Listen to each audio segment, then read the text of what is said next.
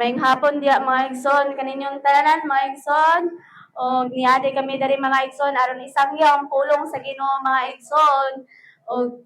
nasad ko ka-share sa inyo mga igsoon. Akong basahon sa Exodo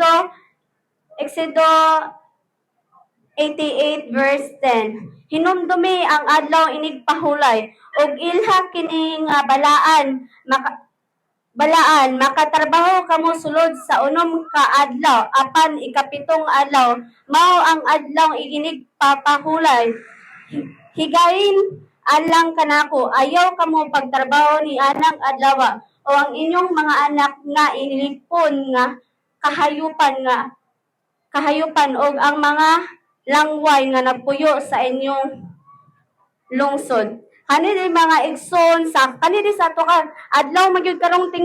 Domingo magyud karong mga igsoon inig pahulay magyud karong mga igsoon. So dapat kinahanglan gyud nato atagan og higayon ang pagsimba mga igsoon sa pulong sa Ginoo, maghinulsol ta sa atong mga sala mga igsoon, magsimba ta kay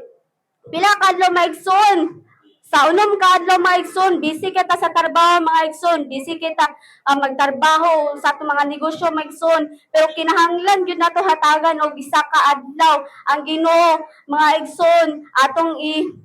isimbahon atong Ginoo mga igsoon ug atong sakay ikaunom ka adlaw mga igsoon pulo ta dali sa mga buhat sa mga kalibutan ng mga igsoon sa mga magtrabaho mga igsoon, busy kita pero pag-abot sa isa ka adlaw ra nang gipangayos sa Ginoo mga igsoon, isa ra na kaadlaw gipangayos sa Ginoo, dapat atog yung higayon na tagaan atog higayon ang Ginoo mga igsoon aron pagsimba sa iya mga igsoon kay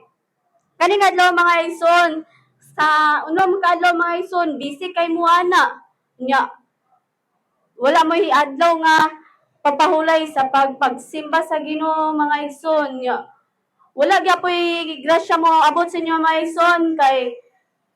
wala man gipuros naman ninyo gihunahuna ninyo ang mga salapi dili magyapon na madala padulong sa langit mga igsoon mohanaw ra man na mawadtang ra man gyapon ang mga salapi ninyo kinahanglan gyud nato sabayan ang atong pagsimba atong ihalad ang atong kinabuhi diri sa adlawng Domingo mga igsoon og mao ra to ko i-share sa inyo mga igsoon.